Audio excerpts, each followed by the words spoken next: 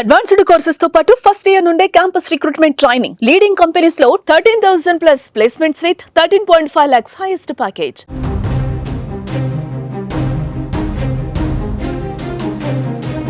ఓ హోటల్లో డ్రగ్స్ వినియోగిస్తున్నారని అనుమానం రావడంతో పోలీసులు రైడ్ చేశారు.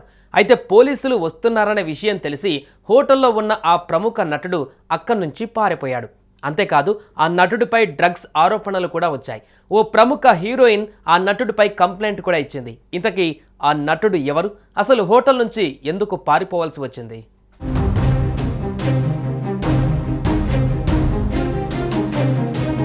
ప్రముఖ మలయాళ నటుడు షైన్ టామ్ చాకో మరోసారి వార్తల్లో నిలిచారు.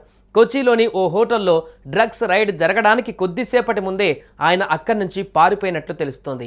ఈ ఘటన కేరళలోని కొచ్చిలో చోటు చేసుకుంది. కొచ్చిలోని ఓ హోటల్లో డ్రగ్స్ వినియోగిస్తున్నారని వచ్చిన సమాచారం మేరకు నార్కోటిక్ పోలీసులు ఆ హోటల్ మీద రైడ్ చేశారు. అయితే టామ్ చాకో అక్కడి నుంచి పారిపోయినట్లు తెలుస్తోంది. 3వ అంతస్తులో ఉన్న నటుడు కిటికీలో నుంచి 2వ అంతస్తులోకి దూకి అక్కడి నుంచి మెట్ల మార్గం గుండా పారిపోయినట్లుగా సమాచారం. దీనికి సంబంధించి పూర్తి వివరాలు తెలియాల్సి ఉంది.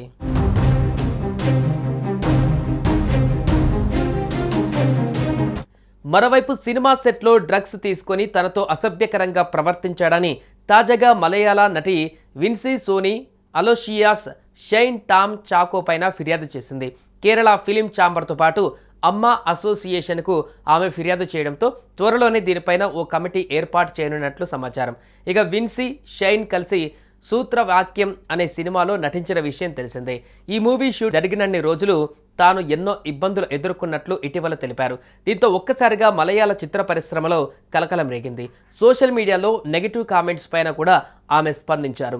డ్రగ్స్ అలవాటు ఉన్న నటులతో కలిసి నటించకూడదని, తాను తీసుకున్న నిర్ణయం వల్ల భవిష్యత్తులో తనకు సినిమా అవకాశాలు కూడా రాకపోవచ్చని ఆమె అన్నారు. అయితే అంతకు ముందు చేసిన ఆరోపణల్లో నటుడి పేరు రివీల్ చేయలేదు. తాజాగా చేసిన ఫిర్యాదులో షైన్ టామ్ చాకో పేరును వెల్లడించారు.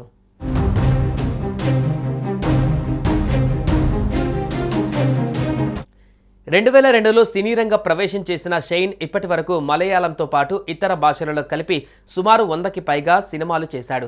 న్యాచురల్ స్టార్ నాని హీరోగా 2023లో ప్రేక్షకుల ముందుకు వచ్చిన దసరా మూవీ ద్వారా తెలుగు ప్రేక్షకులకి పరిచయం అయ్యాడు. రంగబలి, రాబిన్హుడ్, బాలయ్య నటించిన డాకు మహారాజ్ సినిమాల ద్వారా మరింతగా దగ్గరయ్యాడు.